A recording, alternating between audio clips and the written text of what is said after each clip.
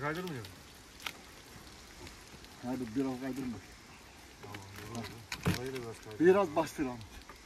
Aşağı doğru. Bana direkt kanal açmak lazım. Tamam çoğunlukla burası arka tarafa bastır. Buradan akacak ama bak. Tamam sen arka tarafa bastır. Burası gömülsün aşağı.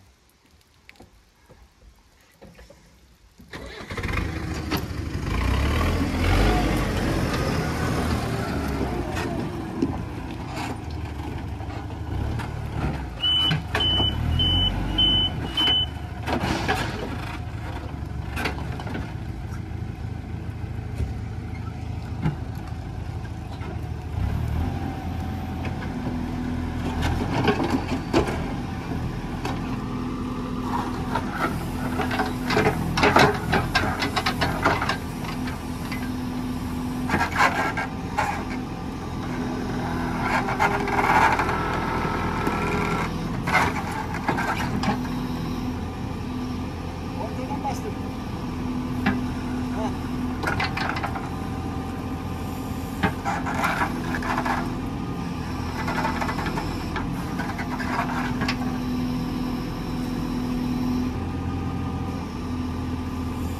Al arkaya mı devreye?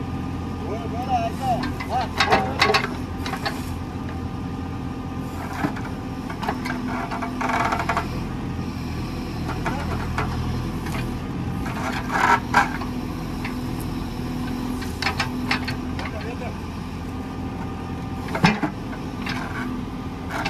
Yine olur bak böyle. Buraya bas dedik. O tarafa bastır, değil o tarafa olsun. Çıkan su oradan şarampole gitsin, yola gelmez.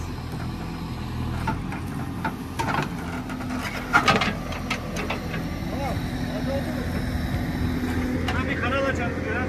Aynen şuradan şöyle kanal aç, oraya bağlansın.